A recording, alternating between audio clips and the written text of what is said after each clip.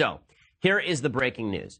Well, let me step back for a second before I get to the breaking news, actually. So you remember a couple of nights ago on CNN, there's a 2-hour town hall.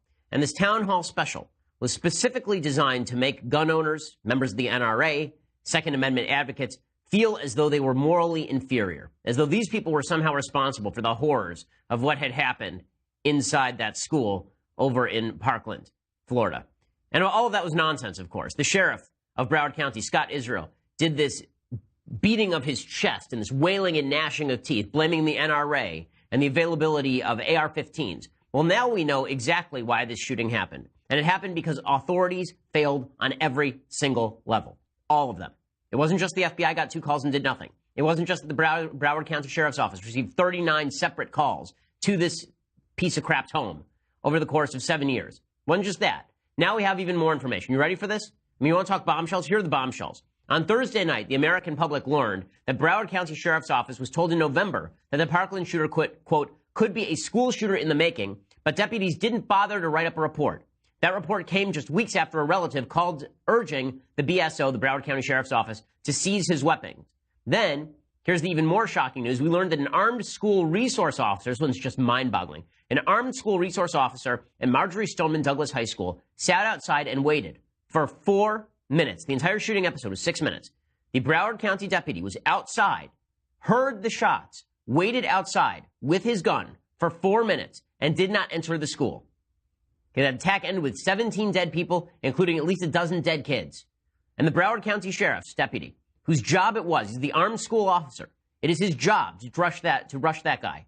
He sat outside and he didn't do anything. He sat outside and did nothing.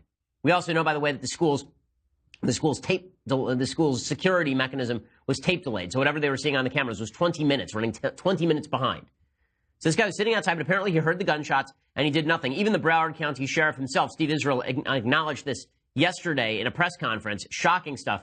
Here is what Israel had to say. Scott Peterson was absolutely on campus through this entire event. He was armed. He was in uniform. But what I saw was a deputy arrive at the west side of Building 12, take up a position, and he never went in. And he never went in. Okay, this guy sat outside and he did not go in. Now, a lot of people today on the left are doing this because they want to make this about the guns and not about the fact that there was an armed officer there who did nothing. Instead, because they want to make it about the availability of weapons, they say, well, can you blame him? This guy not charging? Yes, I can blame him. And I don't have to be a police officer or a soldier to blame him. I wasn't in that situation. I also didn't volunteer to become an employee of the Broward County Sheriff's Office and become an armed school officer. That is this guy's only job. You had one job, and when time came, you cowered. And it wasn't just that, okay? Are you ready for this? This gets even worse. This gets significantly worse. This is breaking in the last 15 minutes. CNN reporting, quote, when Coral Springs police officers, this is a different district, when Coral Springs police officers arrived at Marjorie Stoneman Douglas High School in Parkland, Florida, on February 14th, in the midst of the school shooting crisis, many officers were surprised to find not only that Broward County Sheriff's Deputy Scott Peterson, the armed school resource officer, had not entered the building, but that 3 other Broward County Sheriff's deputies were also outside the school and had not entered. The deputies had their pistols drawn and they were behind their vehicles, the sources said, and not one of them had gone into the school. So while this monster was roaming classroom to classroom with his rifle, mowing down students, 4 deputies, 4 armed, uniformed deputies were sitting outside. They didn't get in there to try and save the kids. They didn't get there to try and rescue the kids after the kids had been shot. They waited for an entirely new police department to get there and go inside. There's something fishy going on here, folks. There's something going on here because I promise you, when people sign up to be sheriff's deputies, they're not doing so thinking that they're going to cower behind a car. They're doing so thinking that they want to help save people. So there was something going on. And this thing, Steve Israel knows the answer, and he ain't telling us. Steve Israel, the sheriff, he knows exactly what happened here, and he is not telling us. There's a rumor online that I hesitate to report because I don't know that it's well substantiated. This has more to do with sheriff's policy than anything else. But we're going to find out because something happened here where 4 deputies were sitting outside with their guns drawn and a monster inside massacring children, and they didn't go inside. Are you going to tell me that's the NRA's fault? Are you going to tell me that's Dana Lash's fault? You're going to tell me that's my fault living in Los Angeles with my guns in my safe?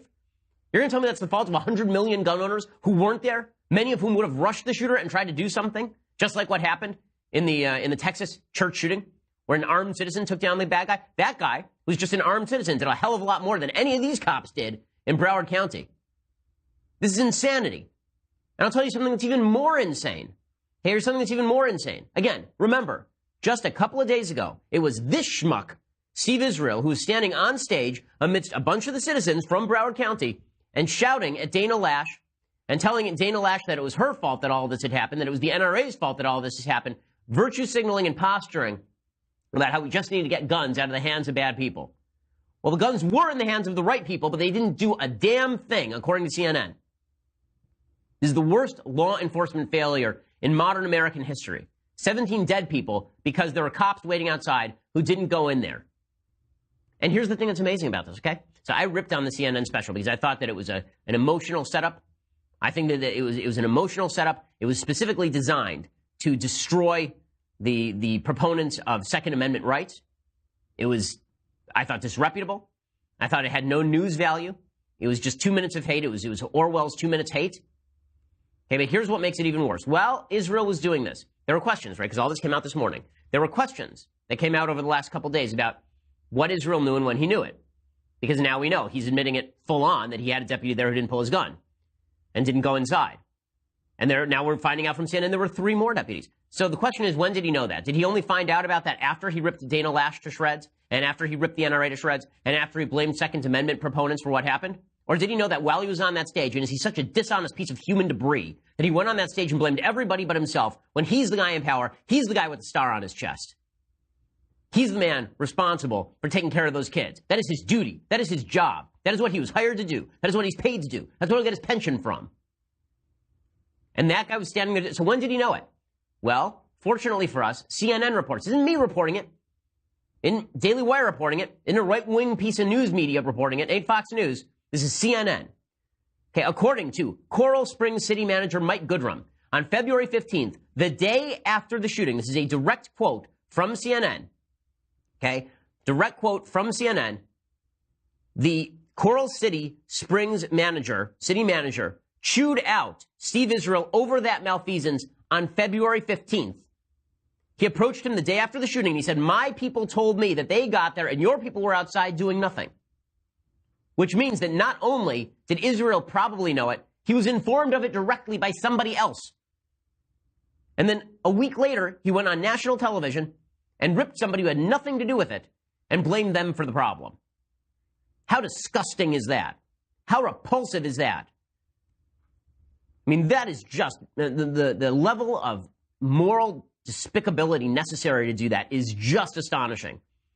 So 2 levels of absolute degradation, moral degradation. 1, 4 police officers waiting outside while kids get mowed down. 1 guy inside with a gun. 4 people outside with guns. That's level number 1, which is the worst. And then level number 2 is the cover-up, where you blame everybody but yourself when you're the one responsible for it. Absolutely horrifying. Absolutely horrifying in every possible way. Now, what have the media done about this? Well, the media, of course, have continued to blame the NRA. The media have continued to suggest that it's gun owners, Second Amendment advocates everywhere who are doing all of this. You know, President Trump said today, he was speaking at CPAC, and President Trump said today that the Second Amendment was under threat. And Jesse Singal, a guy who I'm friendly with from formerly of New York Magazine, he and I got into it on Twitter because he said, what kind of nonsense is that the Second Amendment is under threat? Well, that same Steve Israel was on stage calling for a full ban on semi-automatic rifles, which is any working rifle in the United States that's not a bolt-action or a lever-action rifle or a muzzle-loaded rifle. Right, so basically they're calling for a vast ban on the most common guns in the United States and then telling us that's not a violation of the Second Amendment and we're supposed to feel comfortable with this. You roll out a 24/7 propaganda effort by the news media to say that guns are responsible for something where it's pretty clear the authorities didn't do their job, and I'm supposed to feel comfortable with you guys? So here's the case you're making to me, Steve Israel. Here's the case you're making to me, Barack Obama. Here's the case you're making to me, all the folks in the media on the left. Okay, the case that you're making to me today is the FBI failed twice to do anything about this school shooter. And then the Broward County Sheriff's Office failed 39 times to do anything about that shooter. And then there were armed people from the Broward County Sheriff's Office there, 4 of them apparently, and they didn't do anything about the shooter. and I'm supposed to hand over my gun to you? I'm supposed to hand over my ability to defend myself to you? Why in blue blazing hell would I do that? Why would I hand over my only ability to protect myself to people who are going to stand outside with the guns that I gave up and not rush the shooter?